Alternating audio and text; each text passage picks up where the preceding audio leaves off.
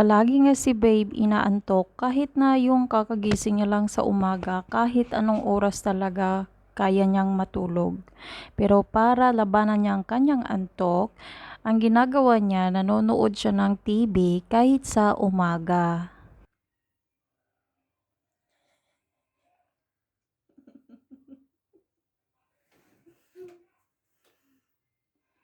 Sure din akong namimiss na rin ni babe mag-golf, pero yun nga lang, hindi na siya nakakapag-golf pa.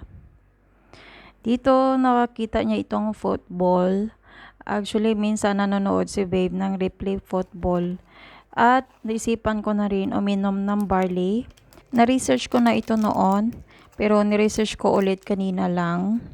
Tapos ito rin yung barley na kakarating lang. Kasi naisipan ko nga uminom nito kasi nga kailangan ko rin ng pang palakas, lalo na inaalagaan ko si babe. Kung paano ko gawin ang pagtimpla ng barley ni babe, ganun din ang ginawa ko sa akin. Bali nauna na rin pala uminom si babe ng barley.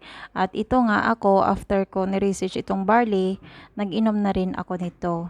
Naglagay nga ako dito ng honey, pagkatapos saka ko na hinalo-halo mabuti para naman na mag-mix ang honey tsaka itong barley juice.